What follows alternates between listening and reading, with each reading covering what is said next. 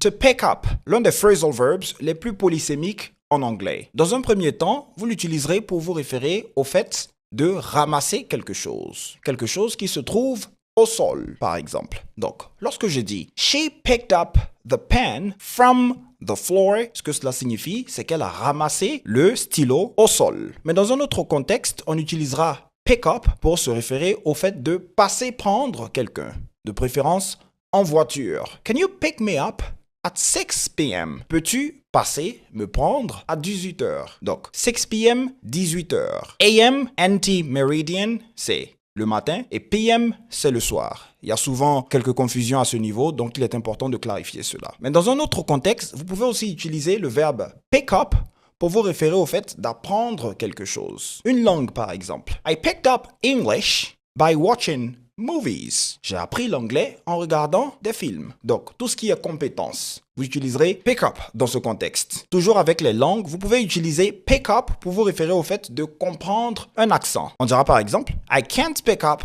her Australian accents. Je n'arrive pas à comprendre, capter les mots qu'elle dit avec son accent australien. Et ainsi de suite. Selon le contexte, ça pourrait aussi signifier soulever quelque chose. Et même en slang, to pick up se réfère au fait de draguer une personne. Par exemple, on parle de pick-up lines, les techniques de drague. Right, now that you know it, faites 3 ou 4 phrases différentes dans lesquelles vous allez utiliser le verbe pick up.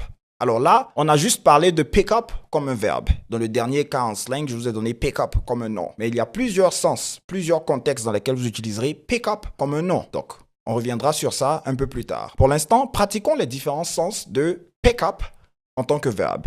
Let's get into it.